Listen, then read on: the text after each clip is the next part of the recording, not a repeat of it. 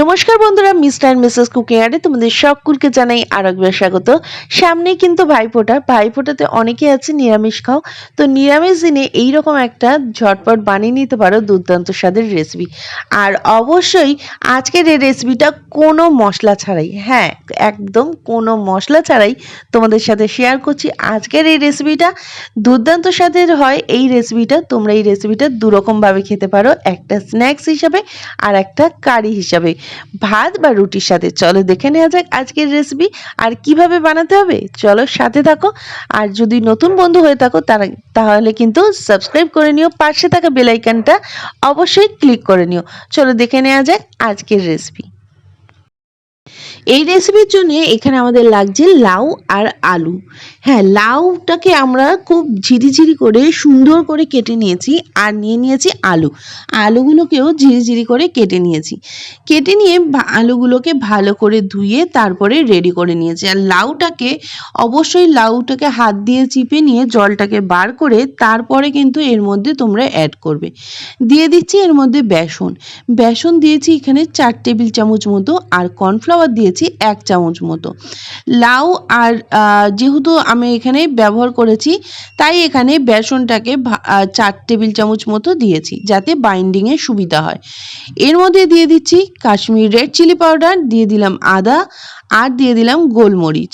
Kashmiri red chilli পাউডারটার জায়গায় তোমরা লঙ্কার গুঁড়ো ব্যবহার করতে পারো। দিয়ে দিচ্ছি এর মধ্যে 1 চামচ পরিমাণে ঘি, দিয়ে দিচ্ছি স্বাদ মতো নুন আর চিনি। এর মধ্যে আরও দিয়ে দিচ্ছি ছোট ছোট করে কুচিয়ে রাখা কাঁচা লঙ্কা। এই সামান্য উপকরণে আজকে এইটা দুর্দান্ত স্বাদের রেসিপিটা কিন্তু বানিয়ে ফেলবো। আর এর মধ্যে অবশ্যই কাঁচা লঙ্কাটা তোমরা দিও, কারণ তোমরা যদি চাও শুকনো লঙ্কা দিতে তাহলে কিন্তু শুকনো লঙ্কার গুঁড়ো ব্যবহার করতে পারো।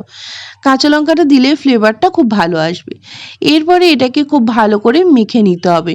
কোনো রকম জল এর মধ্যে লাগবে না, যেহেতু লাউ আছে, লাউয়ের জলটা আমরা যতটা বের করে নিয়েছি তারপরে যে এক্সট্রা জলটা সেটাতে কিন্তু এইটা একদম মাখা হয়ে যাবে। এরপরে কড়াইতে তেল গরম করে আমরা এই বড়াগুলোকে ছোট ছোট বড়াগুলোকে বানিয়ে নিয়ে দিয়ে দেব। দেখো তেলটা যখনই মিডিয়াম গরম হয়েছে তখনই কিন্তু এর মধ্যে ছোট ছোট বড়া করে আমরা দিয়ে দিচ্ছি। আর গ্যাসের আঁচটাকে অবশ্যই মিডিয়ামে রাখতে হবে, কারণ যদি হাইতে রাখো ওপরটা তাড়াতাড়ি হয়ে যাবে, ভেতরটা কাঁচা থেকে যাবে। গ্যাসের আঁচটাকে মিডিয়ামে রেখে আমরা গোল্ডেন ব্রাউন করে ভেজে নেব। দেখো একটা পিঠ হয়ে যাওয়ার পরে আমরা উল্টে দিয়েছি। উল্টে দেওয়ার পরে আর একটা পিঠ হয়ে গেলে আমরা দেখো একদম রেডি হয়ে গেছে খুব সুন্দরভাবে। এরপরে তুলে নিয়েছি। আবারও আর একটা ব্যাচে আমরা একইভাবে বড়াগুলোকে ভেজে নিচ্ছি। বড়াগুলোকে প্রথম ব্যাচে ভেজে নেওয়ার পরে আবারও আর একটা ব্যাচে আমরা বড়াগুলোকে ভেজে নিচ্ছি। আর এই দিকে আমরা কিছু এর মধ্যে যেগুলো অ্যাড করব সেগুলো রেডি করে নিচ্ছি। দিয়ে দিচ্ছি পোস্ত, কাজু বাদাম আর সামান্য পরিমাণে নুন।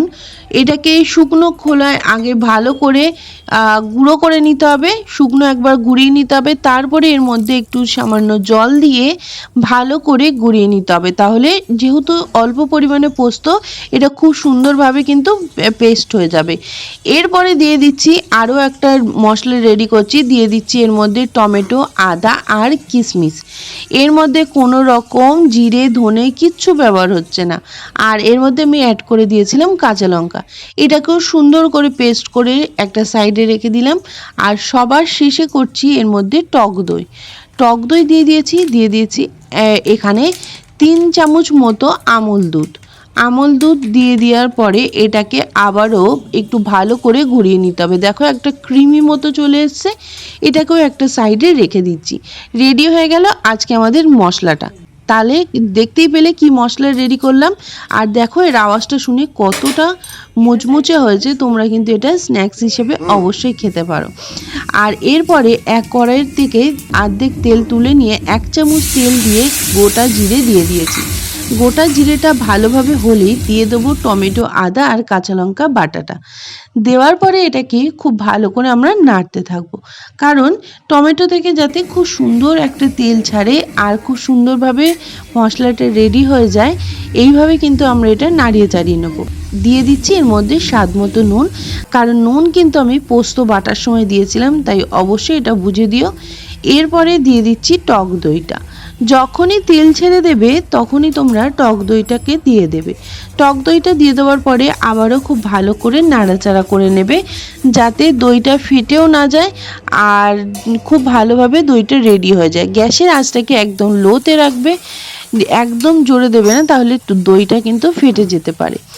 এরপরে দেখো খুব সুন্দরভাবে হয়ে গেছে মশলাটা, আমরা এটাকে নাড়িয়ে চাড়িয়ে আবারও রেডি করে নিচ্ছি। আর এরপরে সবার শেষে দেবো যে কাজু বাদাম আর পোস্তটা বেটে রেখে দিয়েছিলাম, সেটা এর মধ্যে দিয়ে দিলাম। সমস্তটাই দেওয়ার পরে এটাকে ভালো করে নাড়াচাড়া করে নিচ্ছি, আর এটাকে আমরা কিছুক্ষণ হতে দেবো, যাতে এর মধ্যে থেকেও তেলটা সুন্দরভাবে ছেড়ে দেয়। তার আগে দিয়ে দিচ্ছি এর মধ্যে সামান্য পরিমাণে চিনি। চিনিটা অবশ্যই অ্যাড করতে হবে, যেহেতু টমেটো এখানে আমি ব্যবহার করেছিলাম টমেটো টক দই, তাই অবশ্যই চিনিটা এর মধ্যে একটু ব্যবহার করবে। এরপরে দিয়ে দিলাম জল। জলটাকে দেওয়ার পরে এটাকে আবারও ভালো করে নাড়িয়ে চাড়িয়ে ঢাকা দিয়ে রেডি করে নিচ্ছি। ঢাকাটা খুলে দেখো কত সুন্দর তেল ছেড়ে দিয়েছে, গ্রেভিটা ঘন হয়ে গেছে আর খুব সুন্দর গন্ধও বার হয়েছে। দিয়ে দিচ্ছি সমস্ত বড়াগুলোকে দিয়ে দেওয়ার পরে এটাকে ভালো করে নাড়িয়ে চাড়িয়ে আমরা বড়াগুলোকে রেডি করে নেব। বড়াগুলোকে দিয়ে ফোটানোর কোনো দরকার নেই, যেহেতু গ্রেভিটা অত্যন্ত গরম রয়েছে, তাই বড়াগুলোকে দেওয়ার পরে এটাকে স্ট্যান্ডিং টাইমে 2 থেকে 3 মিনিট রেখে দিলে ভালো হয়। এটাকে ঢাকা দিয়ে আমরা রেখে দেবো। তার আগে দিয়ে দিচ্ছি 1 চামচ পরিমাণে ঘি। ঘিটাকে দিলে এর স্বাদটা আরও দ্বিগুণ হয়ে যাবে। আর এরপরে এটাকে ঢাকা দিয়ে আমরা রেখে দিয়েছিলাম।